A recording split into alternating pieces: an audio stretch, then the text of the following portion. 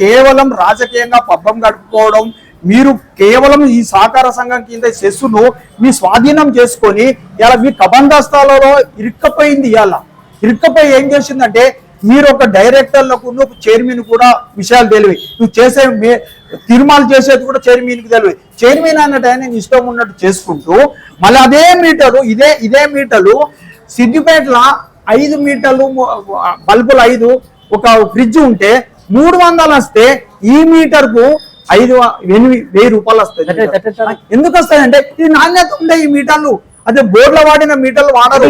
ప్రభుత్వానికి కట్టేది 2 రూపాయలు, చేసేది 10 రూపాయలు. చాలా నష్టపోతున్నాం, ఏ విధంగా చూసినా నష్టపోతున్నాము. ఇక్కడ ఏంటంటే అడిషనల్ గా మీరు కరెంట్ ఎన్పిటిసీలకి వెళ్ళి కొంటే ఇక్కడ ఎక్కువ ధరలకు మాకు అమ్ముతారు. ఎందుకు అమ్ముతారు అంటే ఇక్కడ 3rd category, 2nd category, 4th category మీరు కొనేది అక్కడ ఒకటే రేటు, ఇక్కడ మాకు అమ్మేది నానా రేట్లు. ఇక్కడ అగ్రికల్చర్ కి వేరే, ఇండస్ట్రీకి వేరే, కమర్షియల్ కి వేరే అమ్ముతావు. అక్కడ కొనేది ఒక రేటు, ఇక్కడ అమ్మేది ఒక రేటు. ఇన్ని విధాలు చేసుకుంటా కూడా మళ్ళీ సంస్థ నష్టాలు ఉంటాయి. మళ్ళీ అనామత్ ఖాతా అని పెడితే కోట్ల రూపాయలు ఉంటాయి, దానికి అడ్రస్ ఉంటాయి, దేనికి తీసినావు, దేనికి ఖర్చు అయినాయి, అనామత్ ఖాతా. ఇవన్నీ ఏంటి, మేము వినియోగదారులం అడిగితే చాలా ఇబ్బందులు గురది. ఇలా సెస్ ప్రతినిధులు ఎన్నికలు అయితే రాకుండా అక్కడ కూడా దౌర్జన్యం చేసి ఇష్టం ఉన్న వాళ్ళని ఎన్నుకున్నాడు. ఇటు చెప్పుకుంటూ పోతే ఆధారాలతో చెప్తాం. రైట్ ఇన్ఫర్మేషన్ పెడితే ఏదో కొన్ని ఇస్తుండ్రు. ఇప్పుడు రామిరెడ్డి అనే వ్యక్తిని తీసుకున్నారు, అప్పుడు తీసుకున్నప్పుడు రామిరెడ్డికి నెలకు 40,000 రూపాయలు ఇచ్చారు. అంటే అంతకు ఫస్ట్ 30,000 రూపాయలు ఇచ్చిన వ్యక్తిని 40,000 ఇచ్చారు.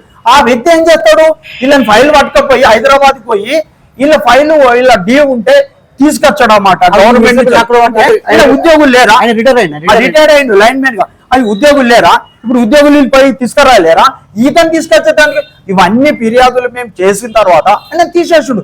తీసేస్తే కూడా తీర్మానం లేదు, ఏదో నామకావస్థ ఏదో లెటర్ ఇచ్చున్నాం. ఆ లెటర్ ప్రకారంగా మరి తీసుకున్నప్పుడు తీర్మానం చేసినావు, మరి తీసేసేటప్పుడు ఎందుకు తీర్మానం అంటే కొన్ని రోజులకు మళ్ళీ ఈ సర్దుమానిగిన తర్వాత మళ్ళీ ఆయన తీసుకోవాలనే ఇది ఒక కుట్రనే కదా ఇది. అందుకోసం మేము ఏమంటున్నామంటే ఇలా చెప్పుకుంటూ పోతే రోజు సమస్యలే, మాకు తెలిసినే కొన్ని తెలియని ఎన్నో ఉండేవాటి. దీనికి రాష్ట్రం లోపల స్వేచ్ఛగా కరెంటు వాడుతున్న ఎన్పిటిసిఎల్లో సెస్సును అతి త్వరలో ప్రభుత్వము ముఖ్యమంత్రి గారు దయచేసి ఇది ఎన్పిటిసిఎల్లో విలీనం చేయండి, మాకు విముక్తి ప్రసాదించండి. ఈ బాధల నుండి, ఈ కష్టాల నుండి, ఈ నష్టాల నుండి, ఈ కుంభకోణాల నుండి, ఇవన్నిటి నుంచి వెళ్ళి మాకు విముక్తి ప్రసాదించండి. వెంటనే ఎన్పిటిసిలో విలీనం చేయండి. మాకు నేరుగా ఈ దళారు వ్యవస్థ ఉండవద్దు, నేరుగా ప్రభుత్వం నుంచి వెళ్ళి మాకు కరెంట్ రావాలి, మేమే ప్రభుత్వానికి డబ్బులు చెల్లించాలి. వీళ్ళు ప్రభుత్వం దగ్గరికి వెళ్ళి కొన్ని ఎన్పిటిసిలు వాళ్ళ దగ్గరికి వెళ్ళి కొన్ని మాకు అమ్మడం ఏంటండి ఈ కాలంలో. ఇప్పుడు దళారు వ్యవస్థ ఎందుకు, మాకు నేరుగా కరెంటు మాకు ప్రభుత్వం నుంచి ఎలా రావాలి, మేము ప్రభుత్వం చెల్లించాలి. అప్పుడు ఏ కష్టాలు ఉండేవి. కాబట్టి ఇది మాకు భూదత్తంలో పెట్టి చూపెట్టుకుంటూ ఇది మీకు లాభం అవుతుంది అంటుంది. ఇదే నా లాభం. ఈయన నెల రోజుల ఇప్పుడు సమయం పడితే అవి నెల రోజులకు రిసిప్ట్ కట్టేందుకు ఇప్పుడు మీటర్ అచ్చు కూడా నెల రోజులు. అంటే ఇప్పుడు దగ్గర 2 నెలలు తిరుగుతున్న మీటర్ ఇంతవరకు ఫిట్ కావాలి. అంటే మాకు ఏం జరిగింది, మాకు ఏం అందుతుంది సేవలు, ఈ సెస్ వలన మేము ఏం లబ్ధి పొందుతున్నాము, ఏం మాకు అవుతుంది, ఏమీ లేదు. రోజుకొక ఇబ్బందులు, కొన్ని తెచ్చుకున్న ఇబ్బందులు అవుతున్నాయి. కాబట్టి ప్రభుత్వం వెంటనే ముఖ్యమంత్రి గారు దీని మీద స్పందించి అందరికీ విముక్తి ప్రసాదించండి అని చెప్పి నేను వినియోగదారుల పక్షాన్ని కోరుతున్నాను.